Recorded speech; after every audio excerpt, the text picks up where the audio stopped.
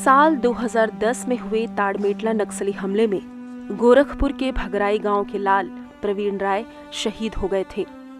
अपने माता पिता की 3 संतानों में सबसे बड़े प्रवीण ने देश सेवा की शपथ लेते हुए साल 2002 में केंद्रीय रिजर्व पुलिस बल ज्वाइन की थी। नौकरी के 8 साल ही हुए थे कि उन्होंने अपना सबसे बड़ा फर्ज निभाते हुए सर्वोच्च बलिदान दिया। नक्सली हमले में लड़ते लड़ते अपनी जान कुर्बान कर दी।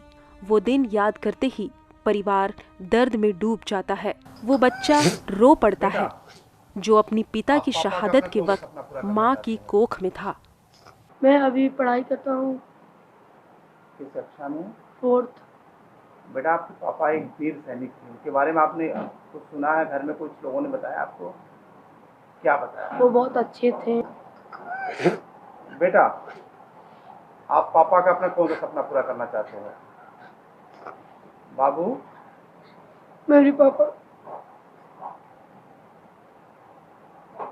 मेरे लाल, क्या बनना चाहते हो? बताओ पापा। मैं IAS बनना चाहती हूँ। किसान पिता के बेटे के दिल में सेना में शामिल होने का सपना था। बेटे की चाह देखते हुए पिता से जो बना वो किया। जिस दिन प्रवीण राय का चयन CRPF में हुआ, पूरे परिवार में खुशी का माहौल था। प्रवीण अपने घर में कमाने वाले इकलौते सदस्य थे। उनकी कमाई से ही संयुक्त परिवार की गुजर बसर हो रही थी। गोरखपुर के प्रवीण राय नक्सली हमले में वर्ष 2010 में शहीद हो गए थे। 6 अप्रैल 2010 की यह घटना है और 6 अप्रैल आने वाला है। उनके इस शहादत दिवस को उनका परिवार तो पूरी शिद्दत के साथ मनाता ही है, उन्हें याद करता है, उन्हें श्रद्धा सुमन अर्पित करता है। उनके लिए जो कुछ भी बन पड़ता है वो दान पुण्य का भी कार्य करता है। कमाने वाले वही एक ही थे, पूरा परिवार उनके ऊपर निर्भर था। सरकार भी हमसे कही थी कि ये करवाएंगे, लेकिन आज तक कोई भी सुविधा ना, कोई कुछ दिया ना लिया। गांव में स्कूल है, हमारे प्राथमिक विद्यालय है, उनके नाम से हो गया होता। ये भी मैंने शिक्षा मंत्री को लिखा था, लेकिन वो भी आज तक कोई काम नहीं हुआ। शहीद गेट के लिए भी कहा गया था, वो भी नहीं पूरा हुआ।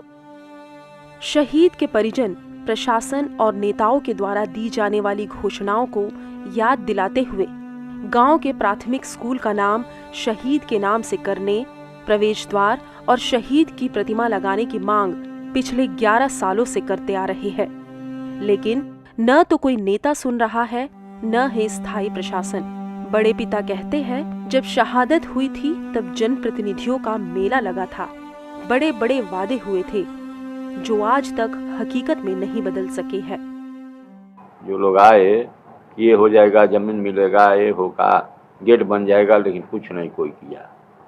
वर्तमान सांसद विधायक कुछ नहीं, सब लोग वही कहते या चले गए। प्रवीण राय के परिवार को CRPF से मिलने वाली मदद और अनुकंपा को प्राप्त करने में 4 साल लग गए। शहीद को सम्मान देने के लिए जिनके ऊपर जिम्मेदारी थी, चाहे वह स्थानीय प्रशासन से जुड़े लोग हों या गांव के प्रधान, ETV भारत की तरफ से सभी से संपर्क साधा गया।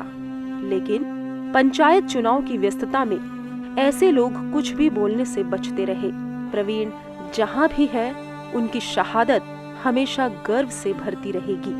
मुकेश पांडे, ETV भारत, गोरखपुर।